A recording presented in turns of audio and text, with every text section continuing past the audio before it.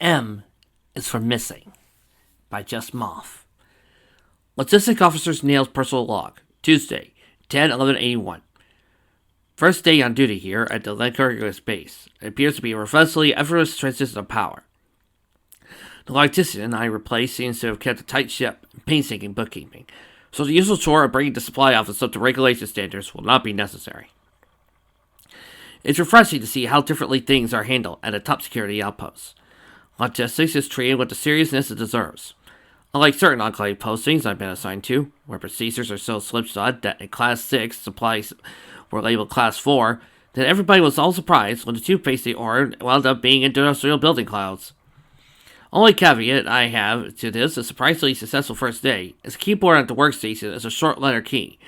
I've already sent in the necessary request paperwork for a new one. I'll have to work around it until it arrives.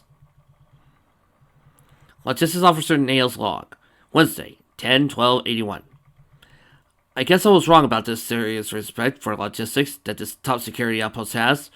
All day I've been pestered by ponies, ordering all sorts of interdimensional odds and ends. Of course, barely any had any proper request papers. It wasn't all the standard day-by-day things either, like the practice rounds or foodstuffs. It was things that ponies often don't wear out of or are used up. Sets of battle shoes, spark berries, and cloud nails, even wing printing kit. Those kits are standard issue, sturdy enough to outlast Pegasus using it. There better be one pristine-looking set of wings on this base to warrant a second kit. The worst of the lot, though, are the scientists stationed here. They have no concept of the purpose of the logistics office, and treat it like a convenience store. The few that even gave their effort to filling out a request sheet filled the wrong ones. A neutron flow reversing engine is no way of a standard personal article. That kind of hardware requires a 528.6215 class-wide request sheet. During dinner, I spoke with a captain about the large quantity of requests, and he said that it's higher than the usual need at the base. This theory is that several of the ponies stationed here could have been holding off on a filing requested request once they heard the previous logistic was retiring. The stallion that held this position previously had a reputation for being a real stickler for procedure, and ponies here figured his successor would give an easy pass on the requests. If that is the case, then they are in for a rude awakening. Logistics Officer's Nail Personal Log, Thursday, 10/13/81. Events here at Equestria have a disturbing turn, literally overnight. Even before dawn, Logistics Office was stuffed with a throng of frustrated Pegasus, all insisting that I replace whatever thing they were lacking and desperately needed. Only a part of the base was overrun to a greater extent was the Enclave Police Office. It appears that during the night, hundreds of logistics of all station scientists went AWOL all across the base, and absentee articles spin the likes of anti-tank rifles, the tubes of zinc of sunblock just disappeared under the noses of the Enclave elite. One officer even reported that his pillow was taken while he was sleeping on it. This also is apparently the reason behind the spiking request yesterday, yet then it was so subtle and gradual that nobody really thought anything of it. This all appears to be a very elaborate, and largely pointless considering certain things were taken, theft, and the EP officers have their hose full investigating it. All they can do now is note down that this has gone absent, and then send ponies to logistics to request new ones. To cope with the crisis, I forego any hope that the correct paperwork was filled out, and just note down a sore hope that this was being requested by who, and eventually fill out the proper papers later. Even with this crude approach, the base stories of supplies becoming running low at a chaotic fast rate. To add insult to injury, the local scuttlebutt around the base is that I could be the culprit, since I arrived around when things started to disappear. Lieutenant General Cloud Coral sent out a base-wide notice dispelling this theory, pointing out I have a flawless service record and the absurdity of a logistician apostatizing the Enclave in this way. Yet, certain soldiers still give distrustful looks as I trot down the halls. I just hope the culprit is apprehended soon, so I can get back to regular work around here. Logistics Officer's Nails Personal Log, Friday, 10/14/81. Things continue to disappear around the base, and the situation has escalated severely.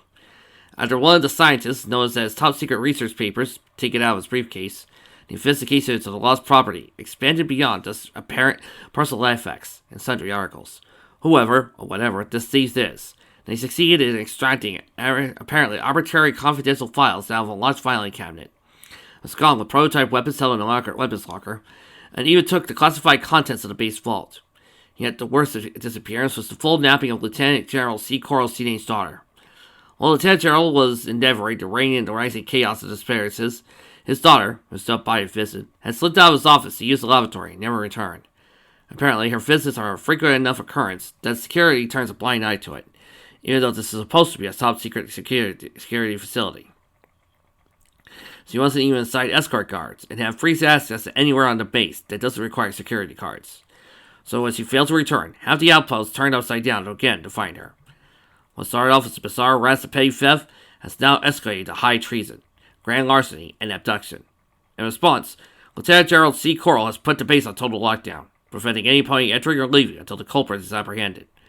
I was planning to use the weekend for double-checking the inventory of the base storehouse anyway, but there are several ponies on this base rather put out by not being able to leave. Logistic Officer Null's personal log, Saturday, 10/15/81. The disappearances have gone beyond serious to ridiculous. Things that are unfeasible to steal have vanished. An entire Taurus-class air tank vanished out of its hangar. A soldier's bed was taken while he was sleeping on it. One of the base scientists even reported that the whole laboratory is gone. The door just leads to an open cloud now. Fortunately, no pony was in it when it vanished, but that doesn't denote all the ponies are accounted for. Several high-ranking scientists have not been seen since the lockdown started.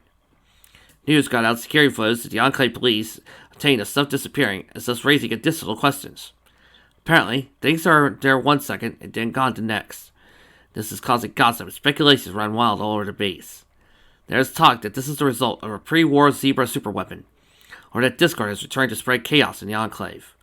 One outlandish theory was that it's a spell cast by unicorn-like creatures, transfigured by radiation, living in the wasteland below the clouds. At least with everybody else worked up about the disappearances, I finally had a chance to do actual work. I succeeded to get into the storehouse inventory, tabulated, and found a 17% deficit between the stock present and what is on record, probably due to the disappearances. I set into the necessary paperwork to get nearly all the absent stock replaced, all except the ones that were correct request papers have disappeared. Ones have also sent in a request to replace. Logistic Officer Null's personal log, Sunday, 10/16/81. Lockdown's finally been lifted, and the puzzle of disappearances have been solved. The culprits turned out to be those high-ranking scientists that vanished a couple of days ago. Their absence was due to hiding out in a top-secret lab deep within the base, as they desperately tried to reverse the cause of all the trouble. The real source of the disappearances was a prototype device they were working on that alerted how things interacted with clouds. It was supposed to alter any object to be able to support it by cloud, without the necessary things like cloud-walking spells. Yet it had the opposite effect. While the apparatus was running, it arbitrarily disabled the cloud-walking spells of objects all over the base. The unsupported objects then instantaneously dropped to the cloud foundation at the base and plunged to the ground below. The scientists increased the power to the device to try to get it to work, unaware of the confusion it was causing around the base. The destruction of the cloud support escalated. It got to the point where clouds could not support other clouds, and such was a disappearing lab. It could even briefly disrupt the Pegasus' natural resistance to clouds, which was the late case with Lieutenant C. Coral's daughter. The Lieutenant General's daughter was apparently uninjured after her son dropped to the cloud layer, and brief exposure to the wasteland below. Was picked up while trying to fly back up to the base. She's in quarantine now. Not even her father can speak to her yet, which he's rather irate about. There's another talk that another Pegasus is also being held in quarantine, yet nobody else in the base was unfortunate enough to fall through the clouds. Now that the apparatus has been shut down, and the scientists responsible arrested to stand trial, things should get back to routine here, as long as no other bizarre cloud-altering events occur. I only hope that the spare key for this keyboard arrives before I have to enter the next report, or else I'll have to change the labeling of this log.